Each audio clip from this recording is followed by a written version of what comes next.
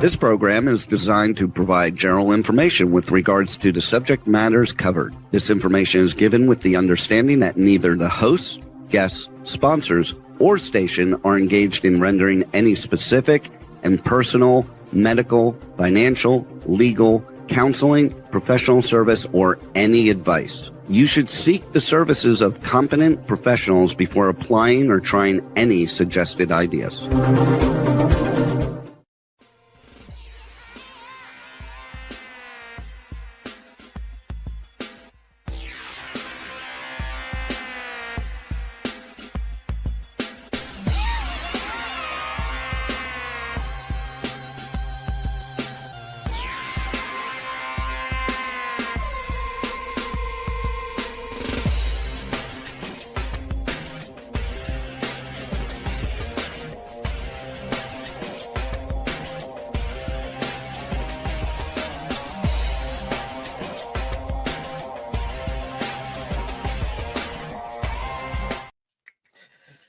Hey there, this is Brian Sebastian, movie reviews and more. And if it's Tuesday, first of all, it's Giving Tuesday. Always give the arts, support independent filmmakers, artists, museums, libraries, small businesses, women-owned specifically those writers, directors, and producers of a small movie, but a great movie called More Than Santa Baby. But she's more than that. So before we get into our guests, I got to thank Annie Jeeves, the publicist, because Annie gives us great films. She's always good. I don't think she's ever had a bad film.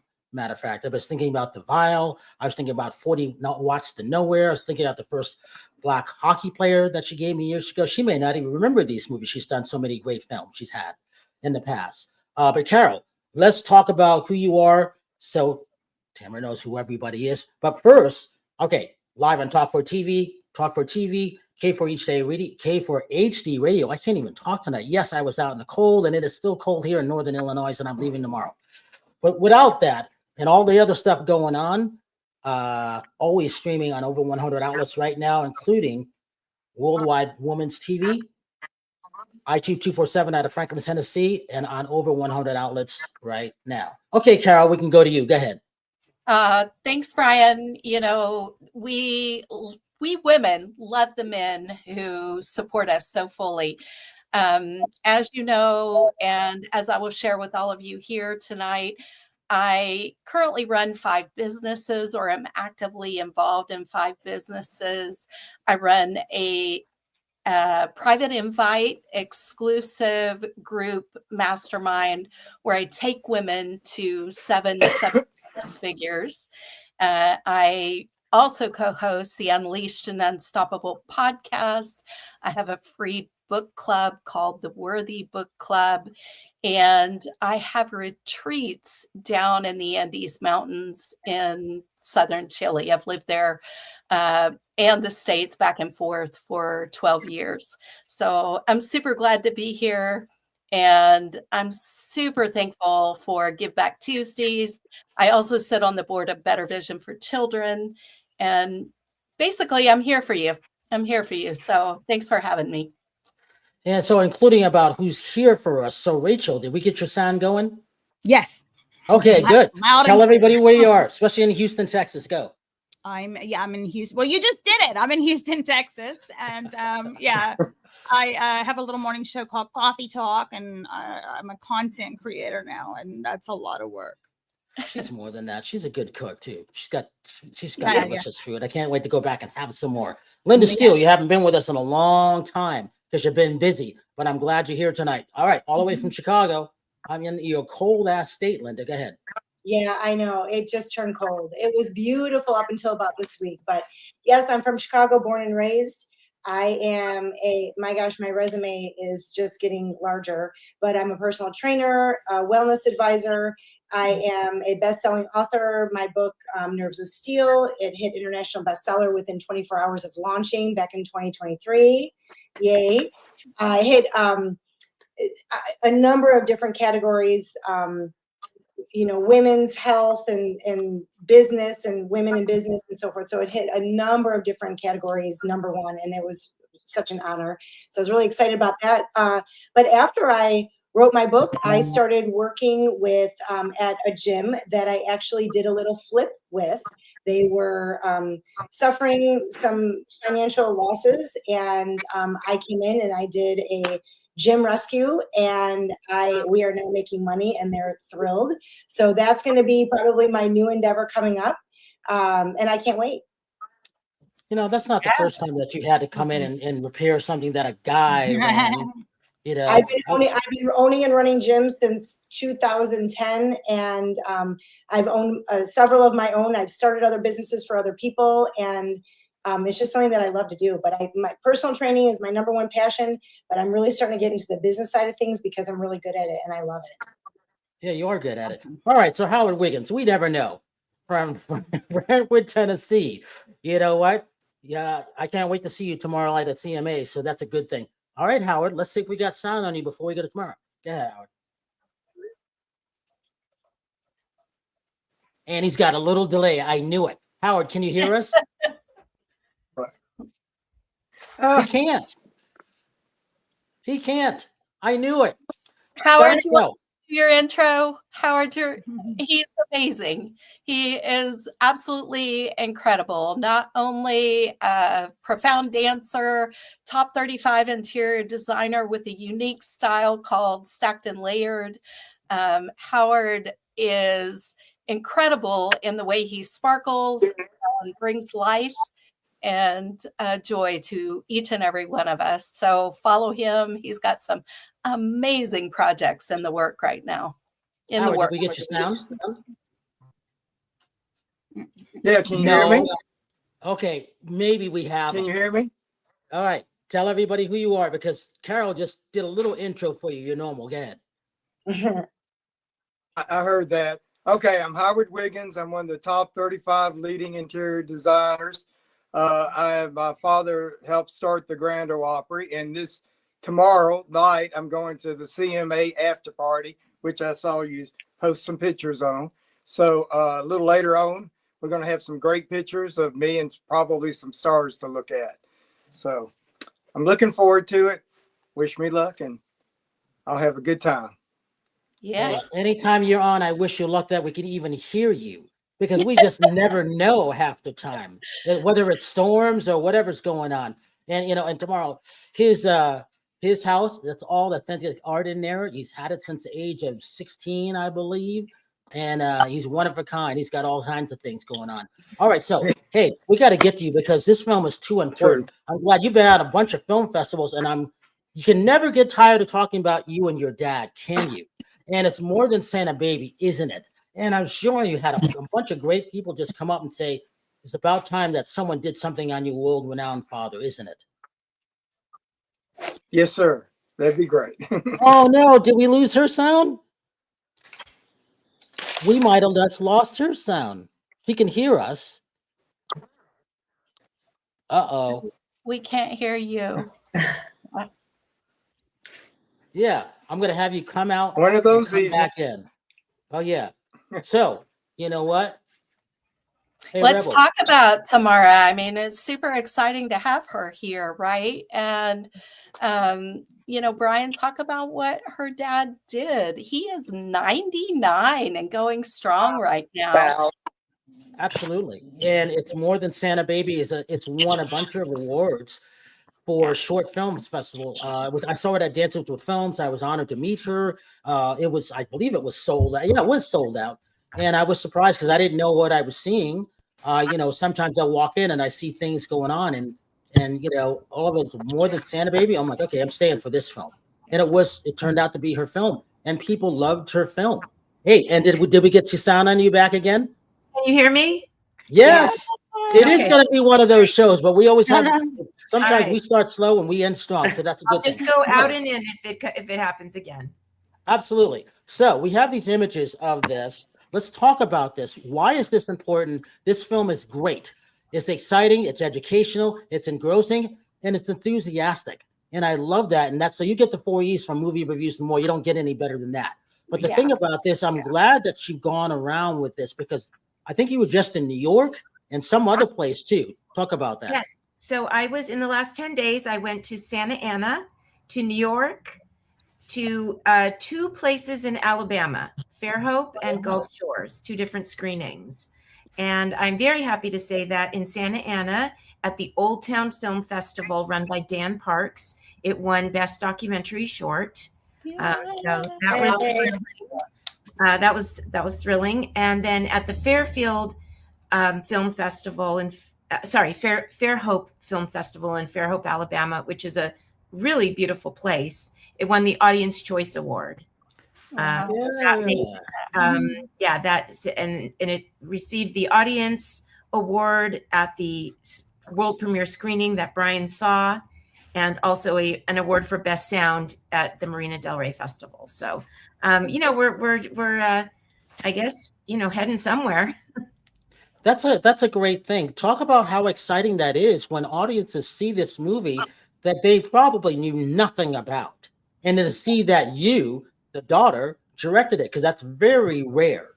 Yeah. Yes. Okay. I mean, it really is a crowd pleasing film. I mean, you feel the energy in the audience, and a 32-year-old friend of mine who was at the premiere walked out of after seeing it, and she said, "Tamar, there's something for everybody in this film." And really, it is a multi-layered story, and I meant that intentionally.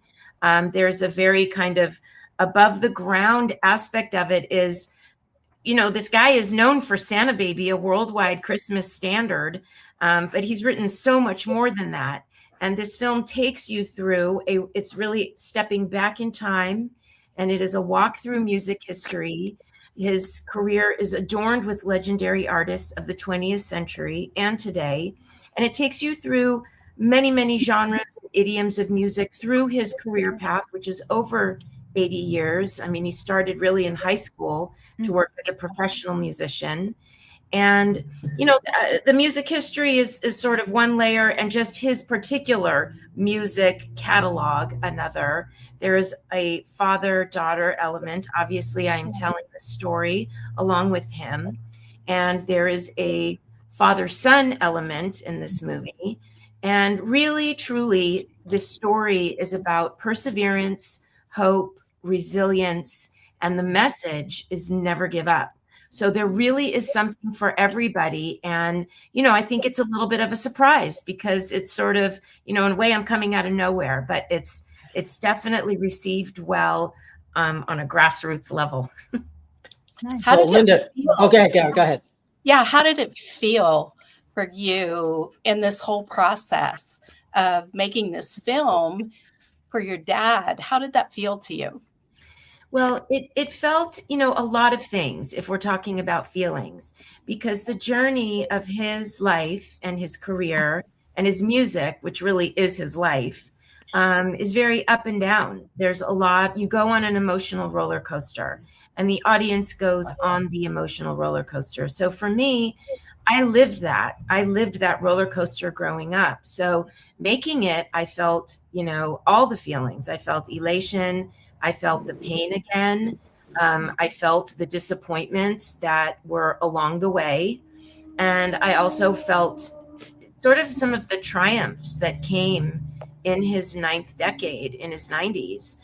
So really the emotions are a little bit all over the map, but I feel that it's a very real journey. And if a person doesn't shy away from it, you really go through sort of a sample of it's a very poignant life story.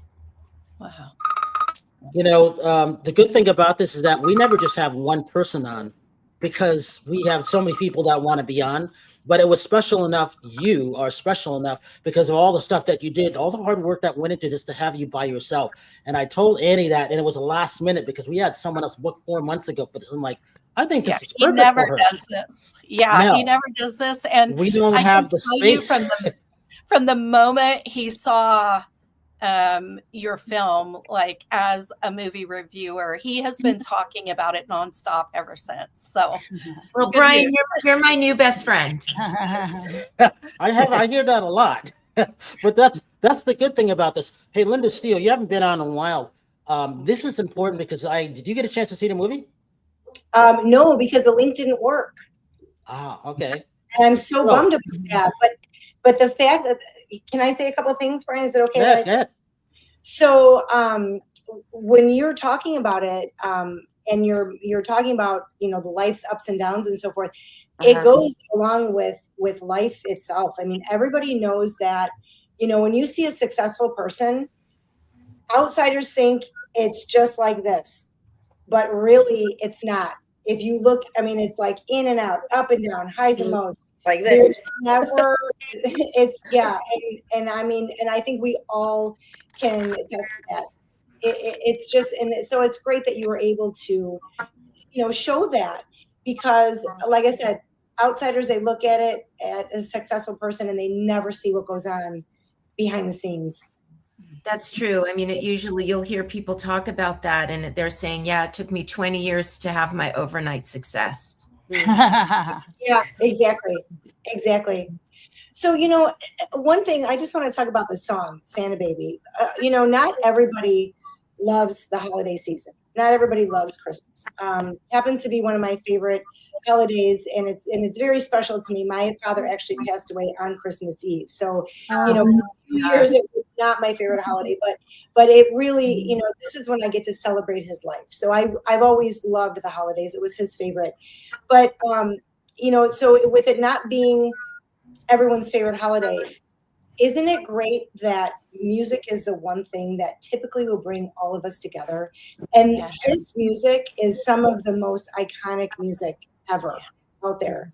You must be so proud of him. What was it like growing up knowing that he made such an impact in people's lives just through his music at a time like this?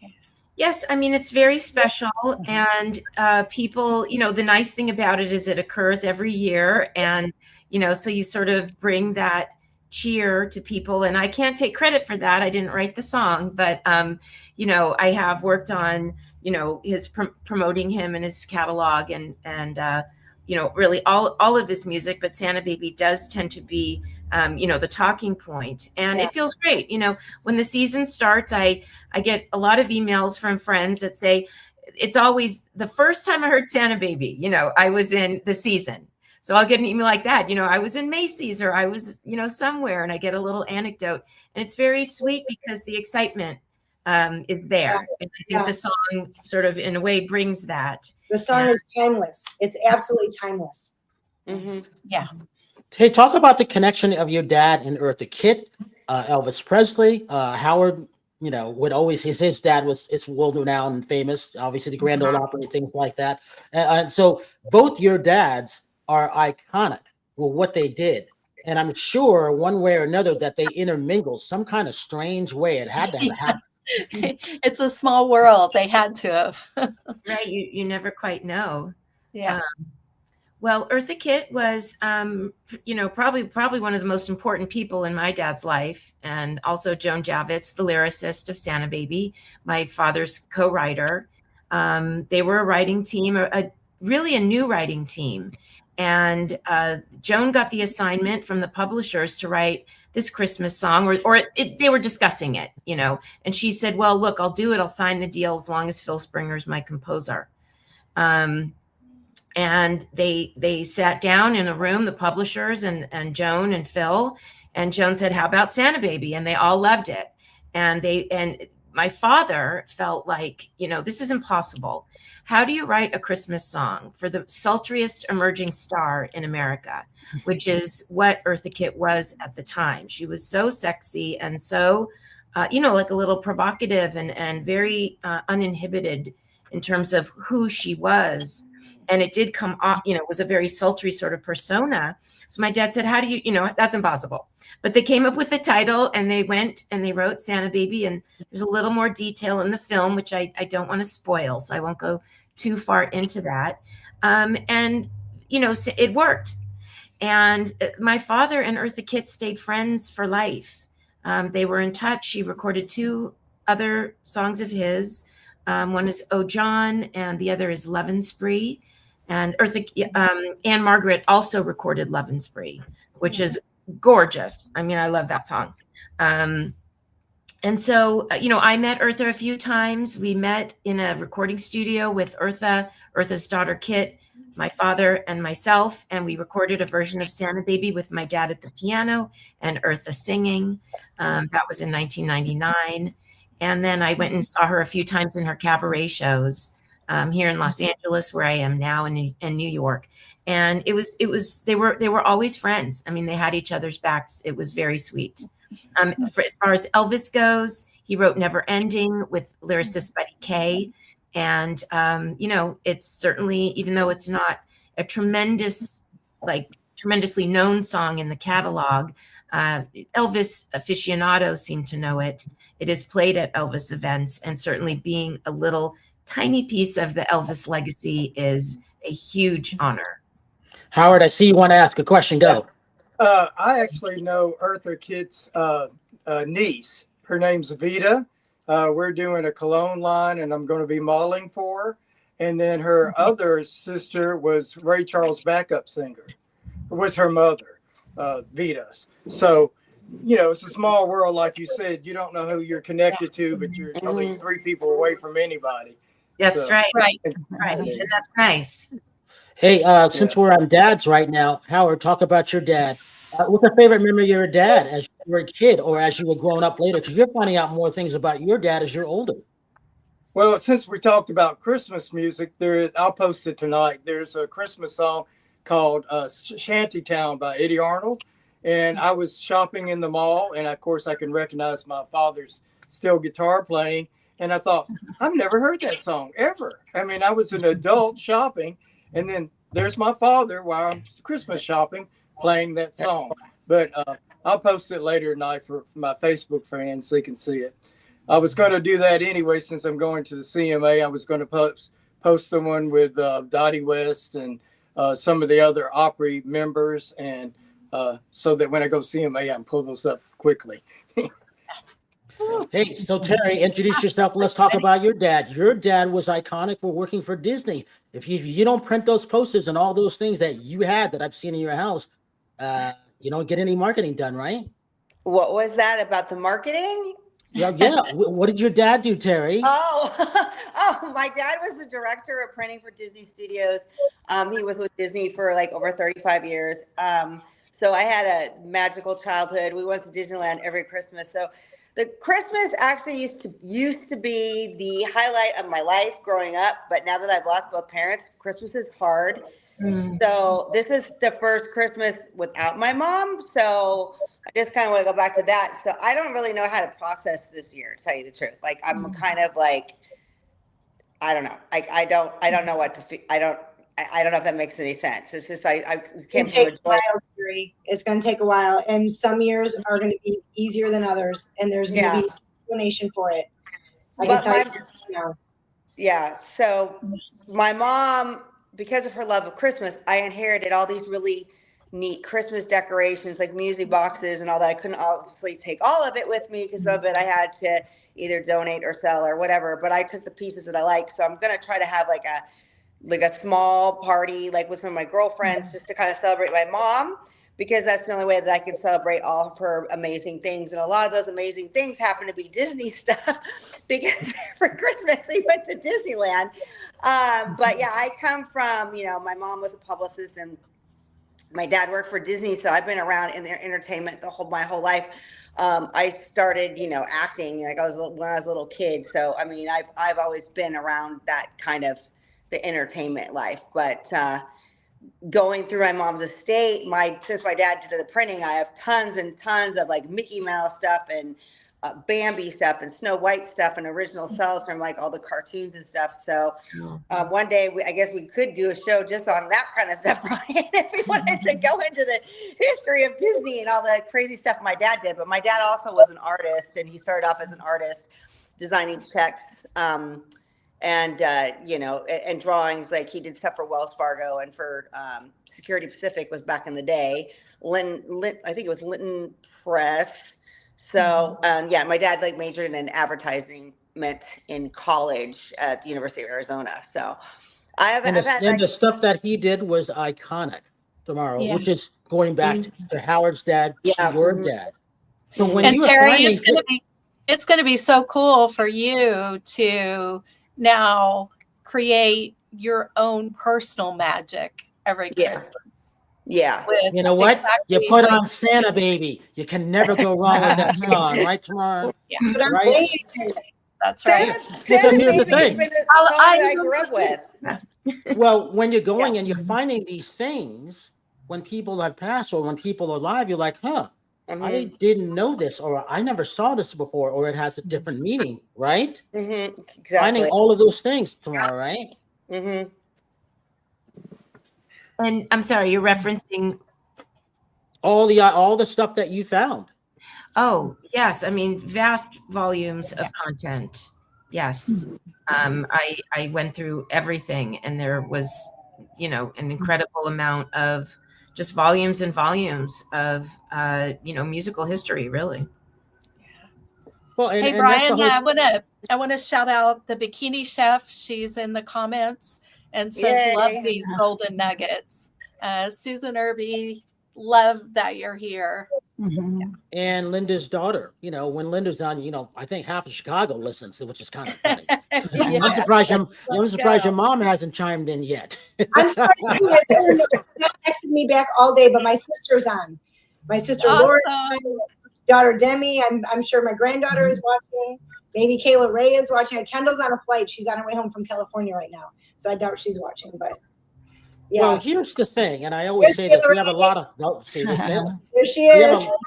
We have a lot of people in the South that watch, because I talk to my friends in Alabama and Tennessee and in Little Rock and everything like that. It is great to hear when they play back the next day, and all of a sudden they start to do the research because they like what we're talking about. And a lot of times no one's talking about these things, and it's unfortunate. I'm so happy that you've been taking this cross country and winning. I know it's grueling, to travel, to hop on a plane, but once you get there, I'm sure you see that energy. You see those people lining up and buying tickets to see your screening. What's that like? It's amazing. I mean, it's fun. It's rewarding. It's special. New York this year, a cousin came from Boston and a cousin from Philadelphia, and there were a few related cousins already in New York City. And I saw some friends, but what was extra special about those cousins all getting together is that my mom passed this January. It was pretty rough. That's why my mom passed. Same January. Early January. Yeah. So, and my folks were married for 68 years. So it was special. It was very comforting to me to be with my mom's cousins. And then a bunch of friends. And I love New York City. I was born there. I sort of feel like part New Yorker, even though I've lived in California most of my life. And, being in New York, our screening was just so meaningful because the backdrop of the story is largely New York. And a lot of the heart of the story is New York. And in part, one of the layers is it is a love letter to New York City. And, there's a song that I feel is a highlight about New York City in it. So that was amazing. And then going to Alabama, I have very close friends there in Gulf Shore. So I got to spend some time with them. And I went to Fairhope. And Fairhope was a beautiful, beautiful place with the most warm, welcoming, inviting people. And they treated me it was incredible. I just felt like, the color of the carpet doesn't really matter, but they just treated me like gold, and they loved the film there, and, got similar sort of commentary to, Brian, what you say, which, couldn't be really, there's no better understanding of the film than you have, and appreciation. And I felt like that was happening there in Alabama. And I also just love the festival. They did a great job, and I hope they'll invite me as a juror. And then good friends of mine rented a movie theater, invited their friends and their clients from their businesses. They have two very successful businesses, and they used the film as their holiday corporate event. And we had a Q&A afterward that was so meaningful. The conversations really sort of got to a kind of deep level, and it was just beautiful and very rewarding.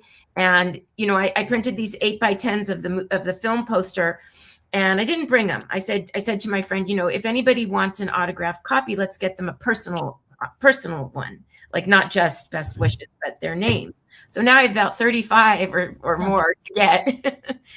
because people were so moved by the film and into it. So, the feedback and the energy was just great, along this path. And before that was Santa Ana, which was equally lovely, small, but lovely. So it's just been fun. And I hope it continues because, it's still on its promotional journey, and I'm sort of researching and kind of figuring out, where its landing might be.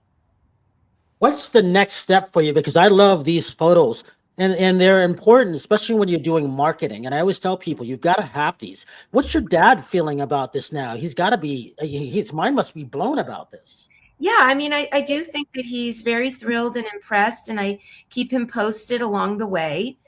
So he knows what's happening. I'll call him and say, Dad, we won an award.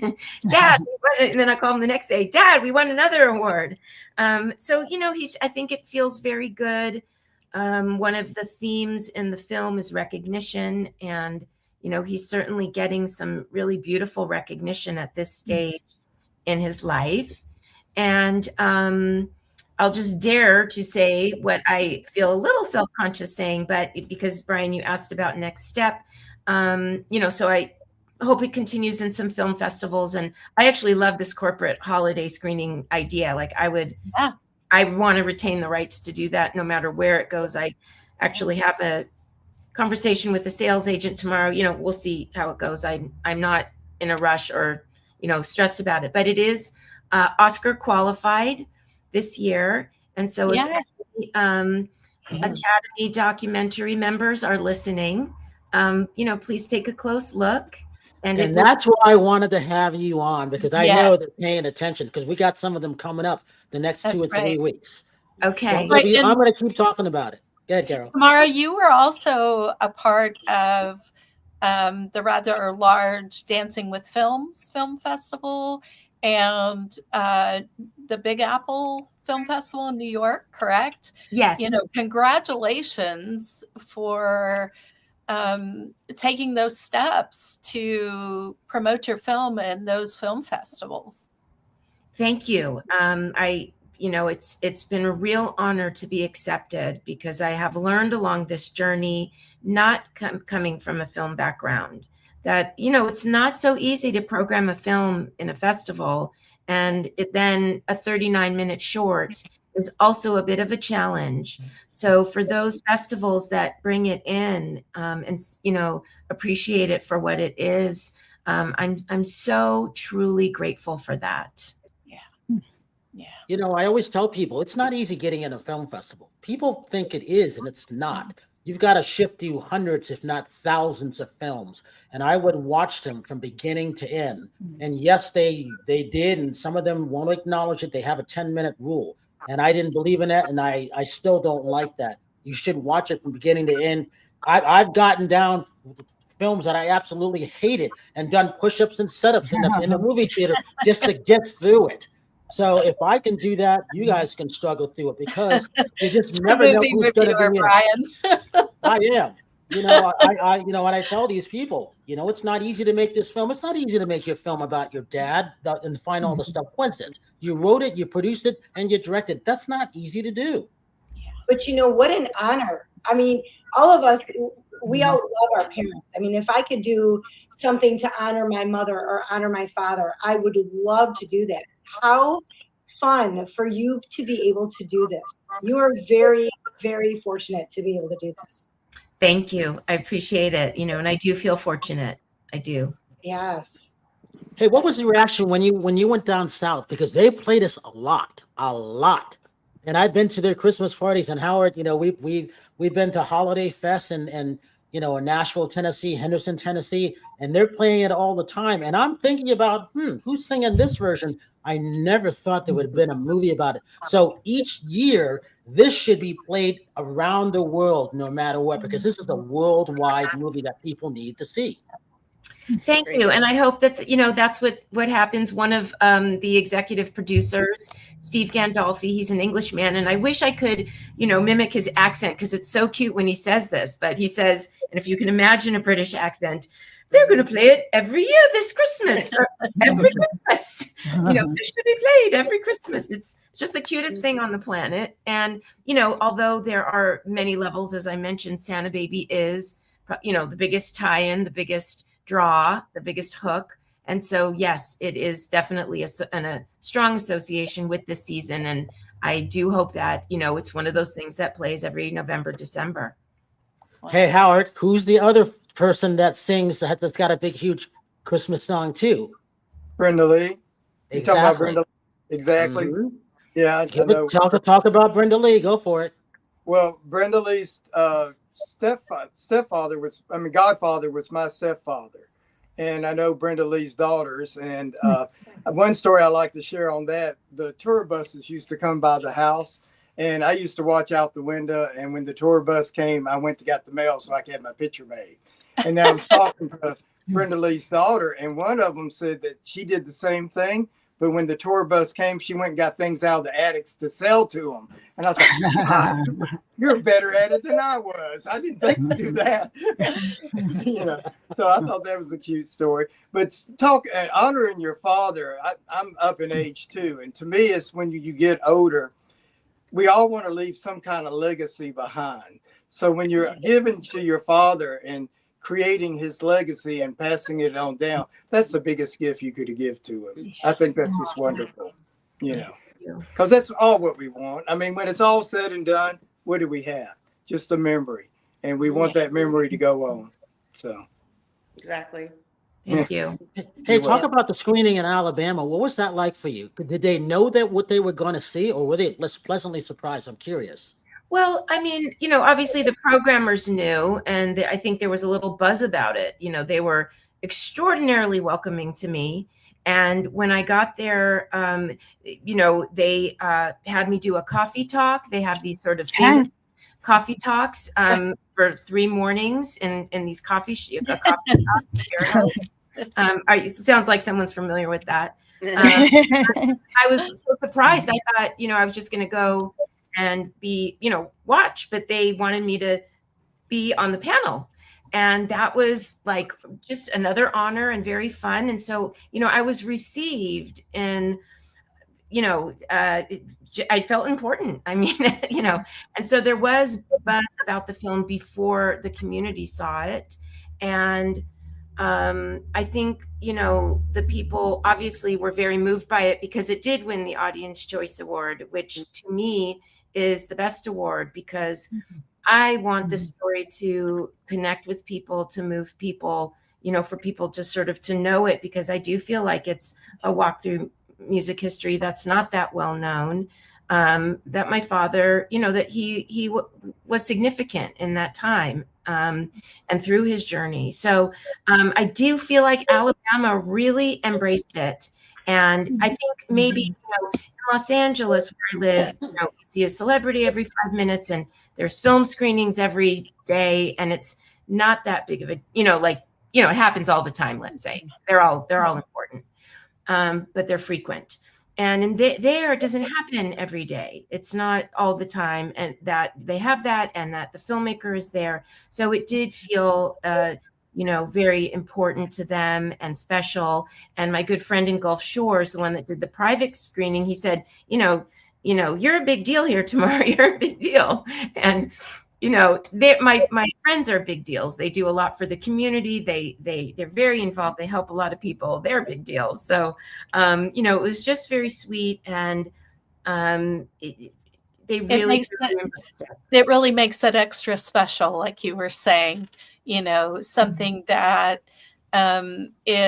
feels like a really a deeper level celebration, if you will. So I think that's such a beautiful experience. And Gulf Shores and all that area is fabulous. If you have not been there on vacation, go immediately. It's gorgeous. It's incredible. The beaches, the sort of elbow room on the lots, the houses.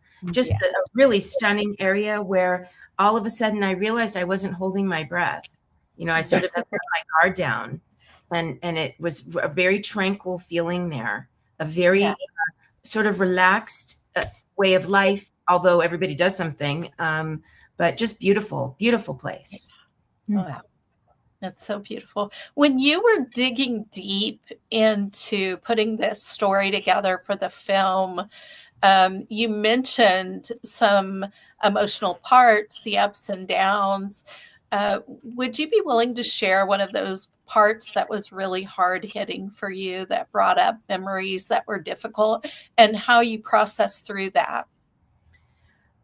Sure. I don't want to give away too much, about the film, but part of the story really is that my father is known for this, worldwide Christmas standard, but not for much else. And, I had to put together part of the film where we explore his pursuit of more recognition.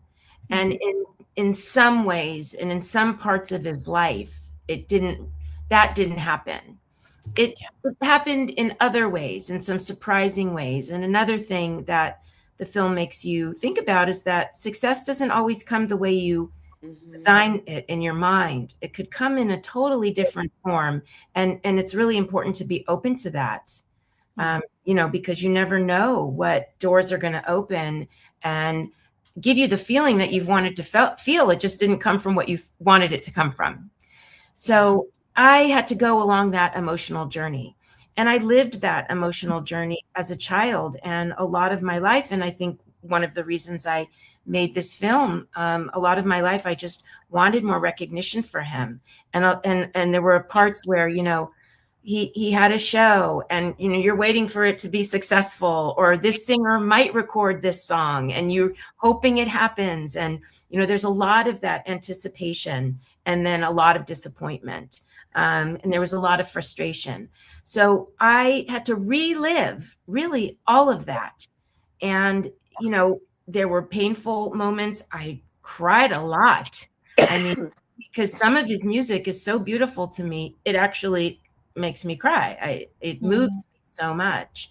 So I had to go through all the emotions, and it in a way it was very cathartic, because I feel like, a lot of this story is painful, or some of it. And I feel like I made something artful out of that pain, and that, there's ups and there's downs. And I feel like, there's a lot of, we try to focus on the ups.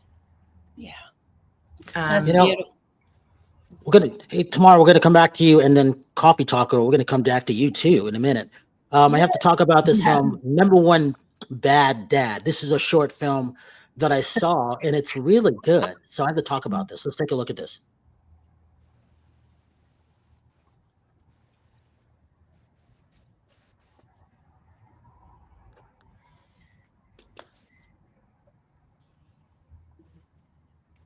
El Daniel? Isn't this you? God damn it! I never knew my father, but only one of my mom's exes can blow a guy's hand off. You gotta get out of here. Hey. Let go of me! Wait! I don't want your autograph, bozo! What the?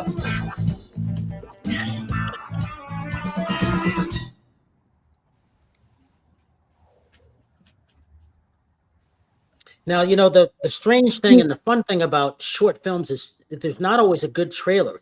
Like Tamar, your trailer is excellent. It's good. It highlights a lot of things.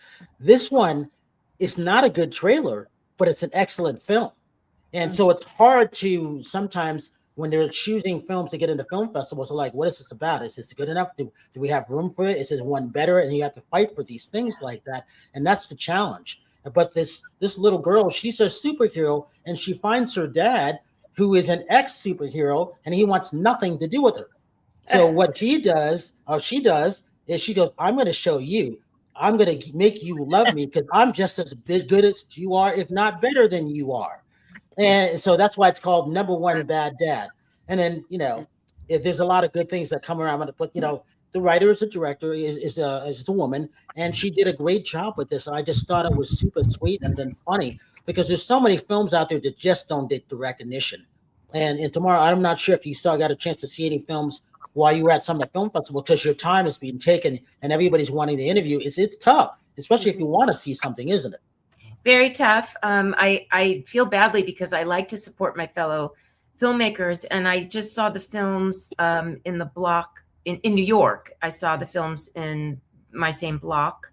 Dances with Films, I really made an effort to go see, on a few nights, a few films, and I made a few friends that way with a few of the filmmakers. So it's true, you're so consumed with all kinds of things when your film is in a festival. It's a little hard to get to too many screenings or many. My heart is there though. I want to support, all of the fellow filmmakers at these festivals because I know what goes into it, and it's really nice to be part of that community and support others' great stories. And Dances with Films, no matter where I am cross country, I always want to make sure I go back to it because that's got the most energy. I mean, when I walked in, was it last year? I think I walked in last year. I'm like, why are there so many people here? What's going on? I forgot that I was in a movie theater because I'm not used to seeing that energy anymore. But Dances with Films always has it. And I felt bad for you. You walked out of the theater, you were getting mobbed, literally like you were one of the Beatles. And I'm like, I'm not even going to talk to her. There's too many people around her. And that's why I went up and said hi to you briefly. And I'm like, I'll catch her later on the rebound. And here you are. I'm so thankful you did. Well, that was the thing. I mean, they loved your film so much that they swarmed her. And I was happy for her, because it was a good film. And just seeing that reaction. And like I said, if anybody knows me, I sit in the back row so I can see everybody's reactions from the back of their heads. And then I will go out in the aisle to see if I can catch that producer, director, or actor, because that's the way to get their attention. And you don't always know if there's the publicist. Thank God that you have Annie because she's good. We got a couple of minutes left. So coffee talk, girl. Rachel, and the reason why I'm picking on Rachel right now, because, I like her show. I like what she does at Coffee Talk. Thank She you. gets her butt off doing all these things. Don't you, Rachel? I do. I get up at, like 2, 3 in the morning and, shoot Coffee Talk at 6. So by now I'm like, It's way past bedtime. Yeah. it's way past bedtime. It is. But that's a good thing. And then, so Linda, congratulations on what you're doing, saving someone else's gym that was probably yours, that was really successful. And I know you. Thank you. It's good to see you, Linda. Oh my gosh, it's great to see you guys. It's so fun to be back here. And Brian, I'm so proud of what you've done with the show. It's, when did I meet you? In 2017, 18, we started doing the show. And she actually came out and, she went to a gifting suite with pink high heel shoes on. She just stood out like she was Barbie because she is. She is. But it was fantastic. And you know what? She's going in the documentary. You're going in, Linda, and it's going to be about your story, and you get a good job. You'll get a good time and have a good time to tell your story. And tomorrow, you know what it's like. Once you get a chance to tell that story, it's important, isn't it? And Howard, I'm going to get Howard's story told too, because his dad and his legacy is really important also. Yeah. And Brian, someday I need to tell my story too. Once this is almost over, because you're a work in progress. But let me get Linda and Howard first. I know. And then we'll work on you. Hey, we got a couple minutes left. Tomorrow, what do you want people to see when it comes to see these films that haven't seen it? What? I'm sorry. Say, what do you hope the audience gets out of seeing this film for people who haven't seen it? Yeah. I hope that they connect to one of the various levels and that they are able to, first of all, enjoy the film, enjoy the journey. We go back almost 100 years and we're stepping back in time and going on this, musical journey, emotional journey, a family journey, a poignant life, a poignant life cycle is what we see. And I hope that people are moved. I hope that they connect to, one of the various layers or more. And I hope they enjoy it. I mean, I just hope that they feel good and they appreciate sort of, the journey that my dad was on, and that they can relate to it in a way that is significant to them. Yeah. Mm-hmm. Yeah. Carol, social media links for everybody. You can reach me at Neurocoach Carol on Instagram. And you can find me at Carol Register on Instagram, Facebook, LinkedIn. And I'm so glad to be here. Also, I want to mention I will be speaking December 1st and 2nd on TopTalentHollywood.com, the Top Talent Hollywood event. And I would love for you to come. Yeah. Terri, social media links. Yes. Terri Marie and Nonstop on all platforms. Rachel. Rachel Roberts Recipes, or Rachel Ann Roberts. Howard. Howard Wiggins, Facebook, plain and simple. And don't Or forget, Howard and find- Wiggins Design. And if you haven't met Howard, he's going to be at the Country Music Awards tomorrow, the after party. So look for him. He's not hard to find. Everybody knows who he is. He'll probably be surrounded by 600 women wanting to dance with him. That's how you find Howard. Linda Steele, social media links. I'm not Linda kidding. Steele Wellness. You can find me on LinkedIn. You can find me on Instagram.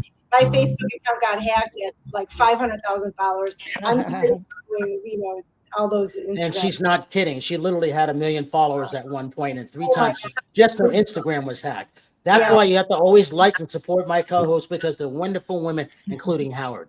And that's a good thing. Tomorrow you get the last word. Give your social media links and where this film you think is heading next.